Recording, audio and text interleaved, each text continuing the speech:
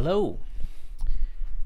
How much do you need to buy a home in Crowley, Texas? That's the question that we're answering today. That is our mission for today. So as you're coming in, a like is going to go a long way. And I have to make sure that our audio is working correctly. All right, salary needed to buy in Crowley, Texas. How much do we need to earn per year to make it in Crowley? I think you're going to be pleasantly surprised. And this one hits close to home literally because I live in Crowley.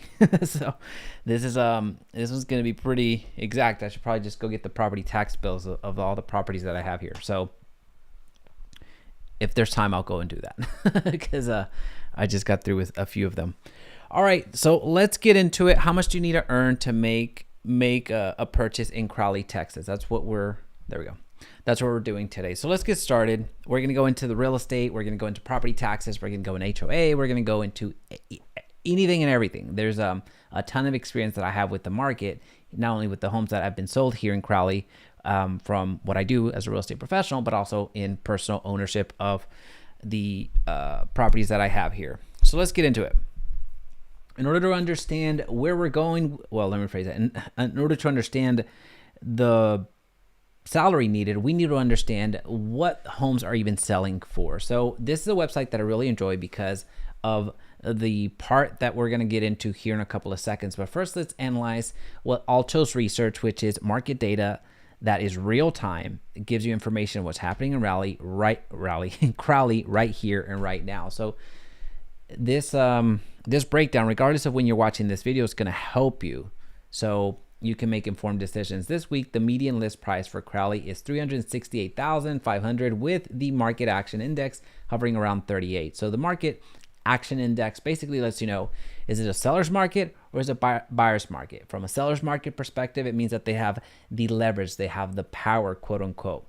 If it was a buyer's market, if it was a buyer's market, then it would be the opposite. Buyers would be the ones that are in control, meaning they have more options to choose from. So here you see where we are right now in their index, and then also where they were last year, and then some real-time market data. Now this is cool, this is awesome, it's fantastic that you get real-time information, but it's not really why I like this particular website, which is free for you to use. All you have to do is go to altos.re and you're here. The real reason that I enjoy this, and you get the historical graph of where prices have been in 5 years ago, homes were selling for about $250,000. Now they're selling for $370,000 or so. The real reason that I enjoy this particular website, which again is free for you to use, all you have to do is go to Altos, and you're going to be here, is because of this. This matches up the type of property that you're looking to purchase with the median price that's available right now in the area. So as an example, if you're looking for a 4-bed, 3-bath type of property, well, you can quickly see, hey, is the city of Crowley a place that I can afford, right? So in this regard, if we have a 4-bed, 3-bath need, the median prices on that type of property is going to be $484,000. Now, if we had that same need and we were considering Frisco as an example, well, the median price for that type of property is going to be $700,000. So you see that difference. So you can quickly analyze, is a city right for me based off of my budget? And this is very helpful, especially if you're coming from out of state or out of the market. So if you're in Lubbock, if you're in El Paso and San Antonio, where you have no idea where Grand Prairie is or what Denton is or what Louisville is, what Flower Mound is, Burleson, all these other areas that are suburbs to Dallas-Fort Worth Metroplex, this really gives you a good snapshot of what we're talking about. So this is really the real reason that we start our search here. Now, with that being said, one of the biggest things that we get as far as requests from our clients is a 4-bed and at bare minimum 2-bath. Well, most 4-beds are going to have a 2-bath anyway. So 4-bed, 2.5-bath or 3-bath offering. So for our purposes today, we're actually going to start with the 4-bed and 2-bath offering here. As you can see, especially if you watched the previous live stream where we did Southlake, the type of property is radically different. The type of property in Southlake, as an example, the starting square foot, the average square foot, that was least expensive square foot was 2,800 square feet. So here in Crowley, you see that you're not looking at really big mansions per se. The higher square footage properties just don't necessarily exist. The 5,000, 6,000 square foot properties don't exist in Crowley as of today. So for our purposes today, what we're going to do is we're going to look at that 4-bed and 2-bath offering, which almost puts us to 2,000 square feet, and the average price on that is about $350,000. So 351 is what we're going to shoot for. That is the number that we're going to go into. So we could do this $315,000, but most of the conversations that we have, including a consult that I just had prior to going live, which is the reason I had to schedule our live stream an hour later than I typically do. So my apologies on that. I was speaking with a family from California in the Los Angeles market that's moving into Dallas-Fort Worth Metroplex, and this is the type of conversation that we were having on, the type of home that we can purchase and also the price associated to that. So as far as needs go, primarily the type of need that we get asked about is a 4-bed offering, so that's what we're going to go with it. So for our purposes today, we're going to do $351,000 is what we're going to work up to. So we're going to go $351,000. Now, we're going to do all of the breakdown. We're going to do all of the math so you see exactly how much you need to earn, but you're also going to see the real estate prices, the property tax rate, the home insurance, the HOA fees, and everything in between. But before we do that, make sure that you hit the like button because we do need to get this information to more people. But before we do that, let's also see the type of property that we can purchase in Crowley at roughly this price. Because visually, it's going to really help us understand what type of property we're looking at. So for our purposes today, we're going to go to Crowley, which to get here, all you have to do is go to jaimeresendiz.exprealty.com and it'll take you here. Now, we're only going to look at single family. And then we're going to put the max price of $400,000. And we're going to remove myself for a quick second.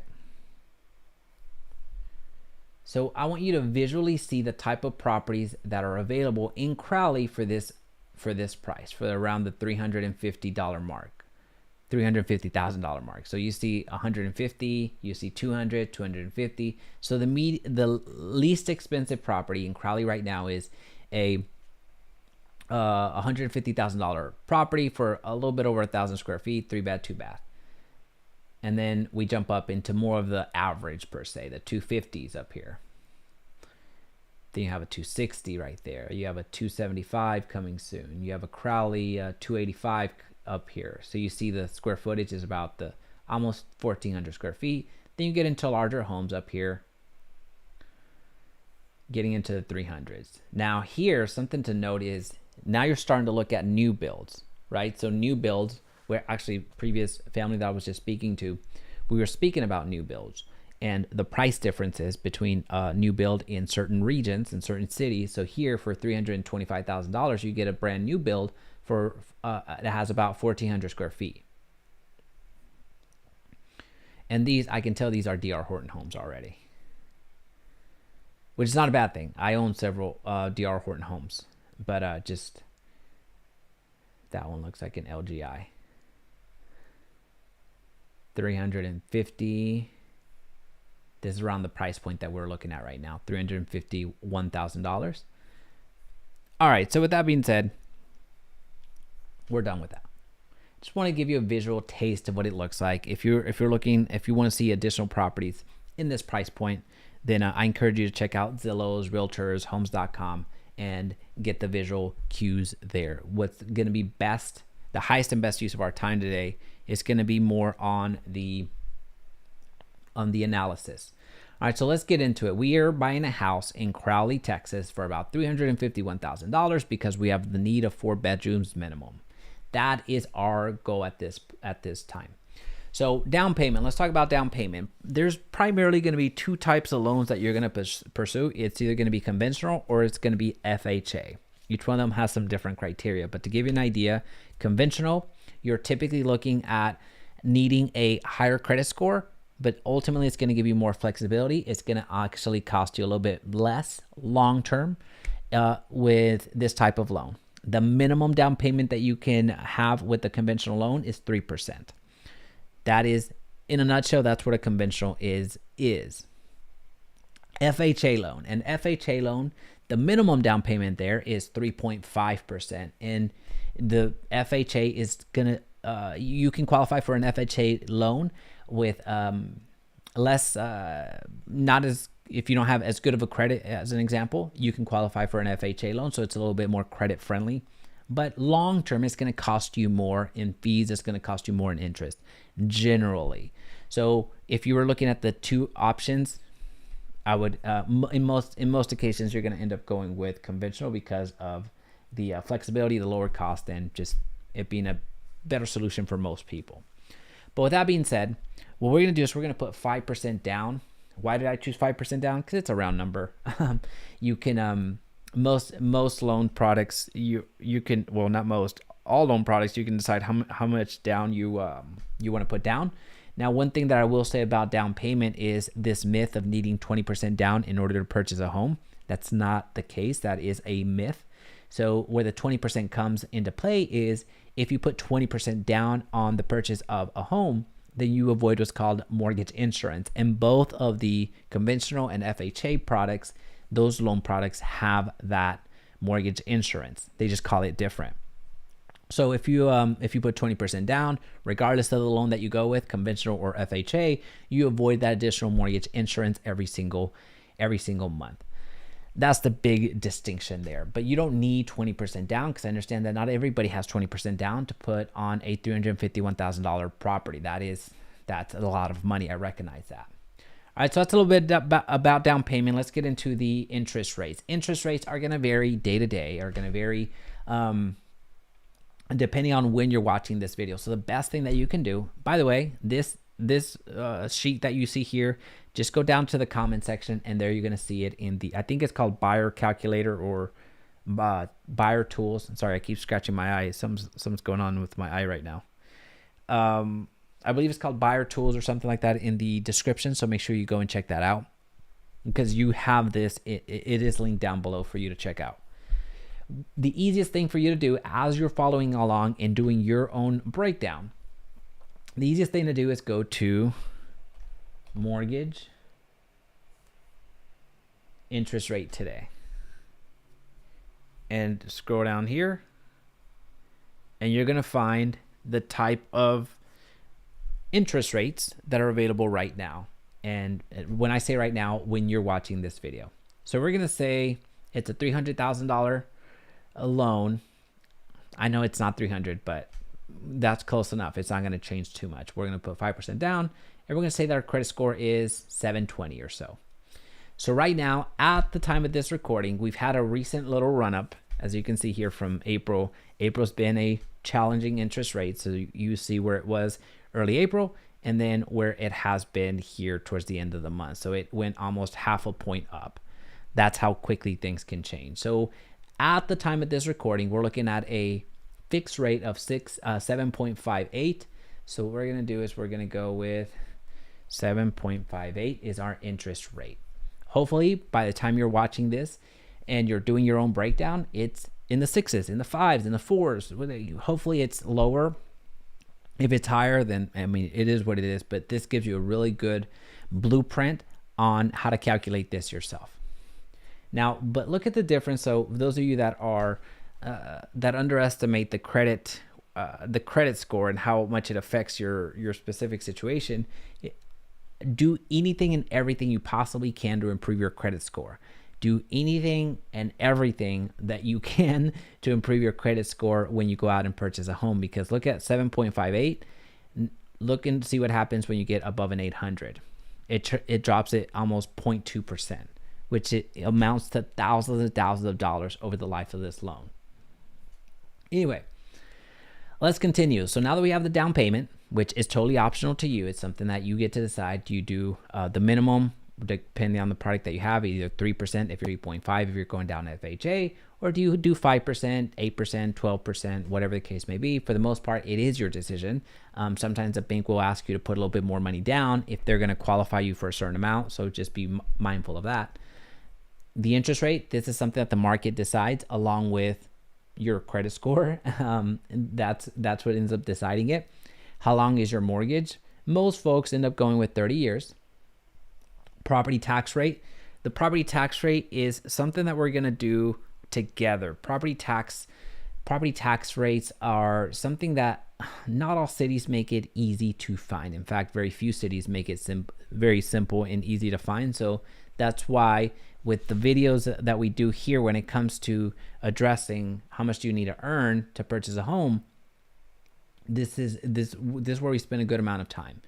Property taxes, for those of you that are unaware, property taxes will affect the assessed value, or are calculated based off of the assessed value of your home, which is different from your market value. I want to make that distinction clear.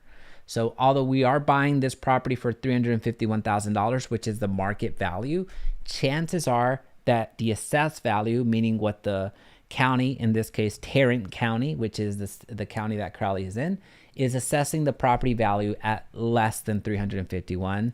99% of the time that's the case, meaning the market value, which is what you can sell a property for, and the assessed value is oftentimes different, and oftentimes the assessed value, you're being taxed on, your property tax rate is based on, you're being assessed less.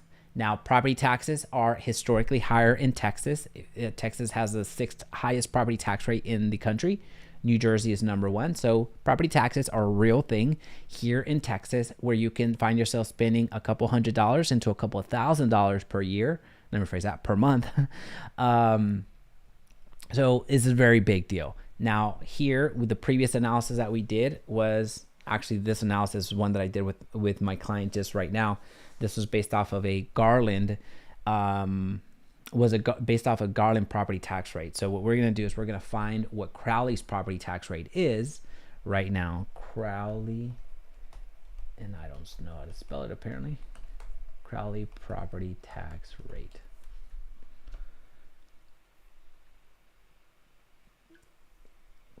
Now, when you're looking out for property tax rates, there are websites, typically it's done by attorneys, that give you a certain percentage.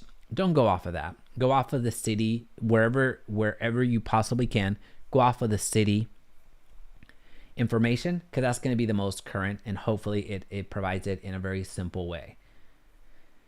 Thankfully, shout out Crowley, because not every city does this. This gives all 5 indicators, which is so good. For the most part, every city presents it differently. Now, for the most part, there's three rates that are going to affect every city on the face of this planet. Or phrase that, on the in the Dallas-Fort Worth market. I don't want to exaggerate. So every city in the Dallas-Fort Worth metroplex is going to have these 3 taxes: the city tax, the county tax, and the ISD tax, essentially the schools. These 3 components, the 3 that I just highlighted here, you add those together and you get a good chunk of it. So that's what all cities in the Dallas-Fort Worth metroplex have. Now, something that not all cities have is the additional 2.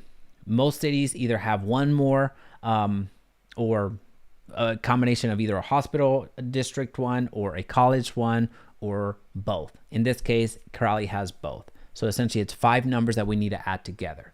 So here you see that the property tax rate is 2.66. Now here's the thing, whenever I purchase properties here, it was not that. It was, I believe it was like I think it was like 2.32. I'd have to pull out that information, but whenever I first started purchasing properties here in Crowley, it was not that. I could tell you that. So for our purposes today, we're going to go back over here. And we're going to put 266. All right, that's the property tax rate. So this 2.66% is going to be assessed, or let me phrase that, it's going to be multiplied times the assessed value of the home. So whatever the assessed property value is, that's what ends up getting multiplied times this property tax rate. Now, not historically. Let me just end up here. City, county, and ISD, those are the 3 taxes that we were talking about that every single city in the Dallas-Fort Worth metroplex is going to have.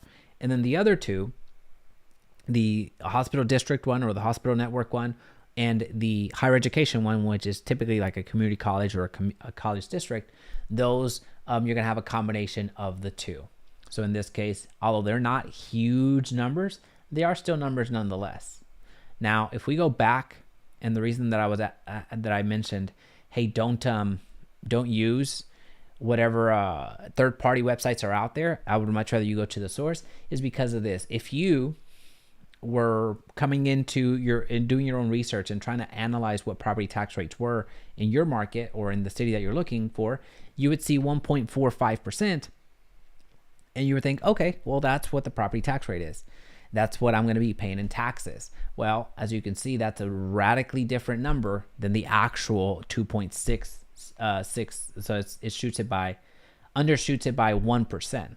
Now that 1% multiplied times that value, it's a significant amount, right? So I just want you to be aware that property taxes are a real thing. I wanted to show you exactly where to go to calculate your property taxes. So this resource, this Excel sheet, is linked down below. I believe it's called Buyer Tools. So make sure you download this. But also, if you're purchasing in Burleson, if you're purchasing in Fort Worth, Grand Prairie, Frisco, Dallas, Denton, McKinney, Allen, wherever, the exact same process. Go over to our friend Google and then type in the city plus property tax rate and go. Oh, please try again. I wasn't talking to Siri over here, but go over to those websites. Go over to those city websites and get the exact number. Insurance rates, we basically multiply the value of the home times 0.75% to get a decent estimate of the premium to pay.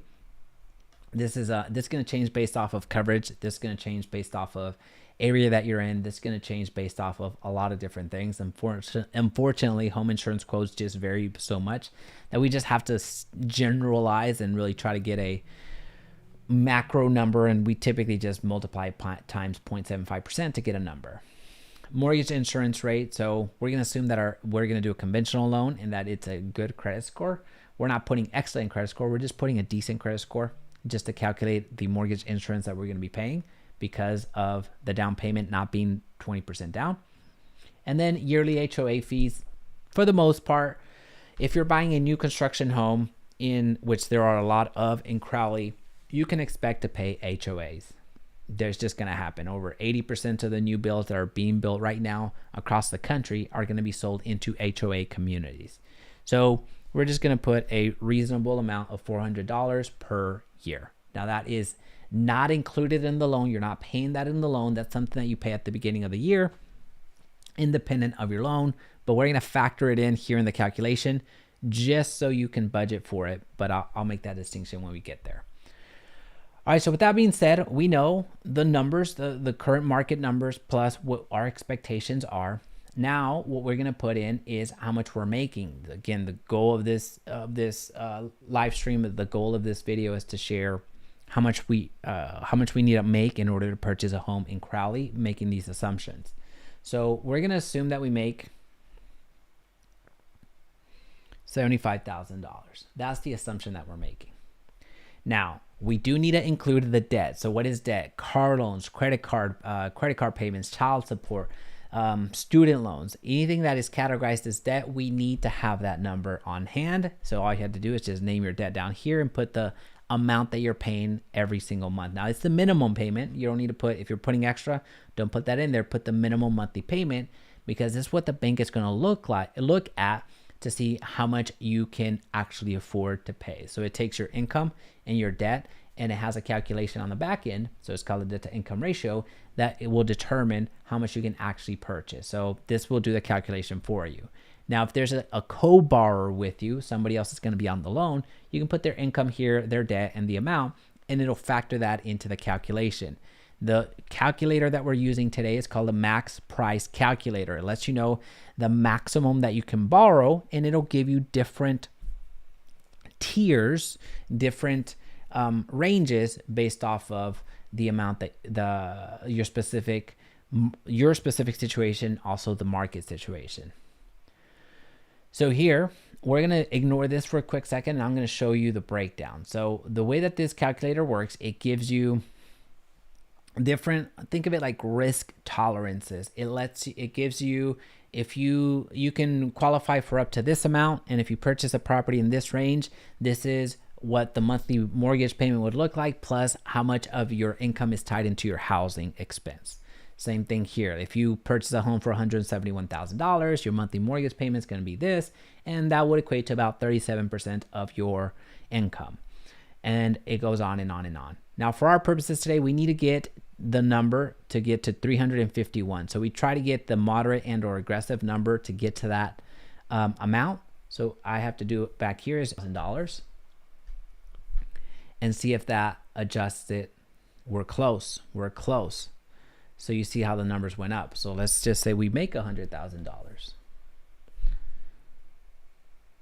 And we have our number. So right in between the moderate and aggressive is right here.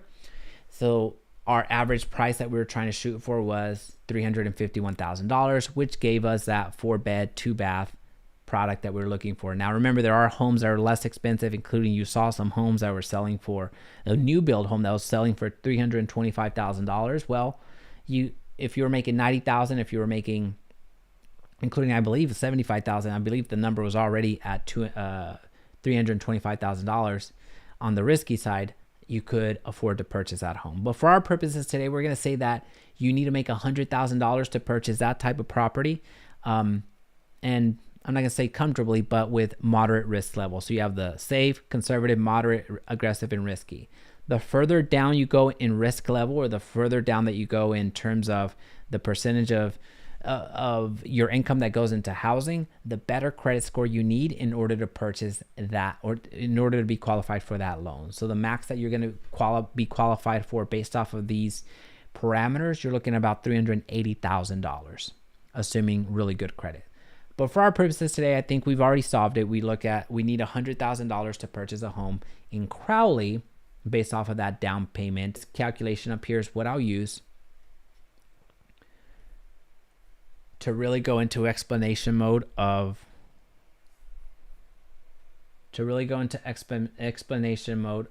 what a mortgage payment actually looks like.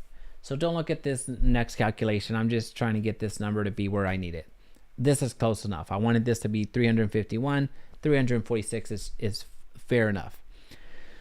All right, so this is where I go into the explanation of what a mortgage payment is comprised of. So if you do 5% down, you're going to be paying $17,000 in down payment. This down payment goes into your equity stake, into your ownership stake of your property. Now, every time you take a loan, there's going to be closing costs associated to that. So closing costs that have to do with the lender fees. It's going to have to do with title company. It's going to have to do with recording the title and all that fun stuff. So there's additional costs that go into purchasing a home. And this is what that is. Estimated closing cost is $8,600. So out of pocket, by the time you show up and you're going to close on your property, you're looking at $26,000 is what you're going to come out of pocket with. That's what this ends up being. Now, when it comes to your down payment on this type of home, if you're purchasing for $350,000 or so, your monthly mortgage payment is going to be about $3,500 based off of the scenario that we gave it, that we gave 5% down, interest rate is this, the property tax rate is this, home insurance premium is going to be 0.75% of the value of the home, divided that out by 12 months. So this is what it looks like. So you have the amount that goes to the principal and interest, meaning the principal is how much you borrowed, interest is how much it costs you to borrow that. Property taxes is something that you're giving to every single month. You're giving it to your servicer that is going to end up paying your property taxes on your behalf at the beginning of the year. So property taxes are going to be there forever and for always. Even after you pay off that loan, you're paying property taxes. That never goes away until you sell that property. So as you can see here, that 2.66% of the assessed value, which in this case, I'm making it the same as market value just for sake of the explanation here, you can see it's significant. Homeowner's insurance, your premium is going to be roughly $216,000 per month. Your mortgage insurance, or that additional interest that you're paying, or that additional fee that you're paying per month because you didn't put at least 20% down on that property, is about $164 a month. And then, although this will not be included in your monthly mortgage payment, the HOA fee, I like to budget it in here because it gives you a it allows you to budget it in, because when you're paying for it at the beginning of the year next year, then you know ultimately how much you're paying. But this calculation, this is linked down below. This resource is linked down below. And also this resource is, I wish I had created this, but I cannot take credit for it. This is created by the creator, Kyle Seagraves, who operates a fantastic YouTube channel called Win the House You Love, as you see here, right here, Win the House You Love. Go and check out. I want to factor in, hey, if I underbid or overbid. Either way, if you have any questions, let me know in the comment section down below. This was as a brief and as concise of a detailed breakdown I could make when it comes to purchasing in Crowley. Now you know how much you need to earn. Now you understand where to go and get your interest rates. You understand the real estate prices and also how a mortgage payment is calculated and ultimately what these numbers mean. If you have any questions, please feel free to reach out. You can always connect with us. Our contact information is down below, or send us an email at admin@JaimeResendiz.com. Outside of that, don't forget to subscribe, and I'll see you on the next one.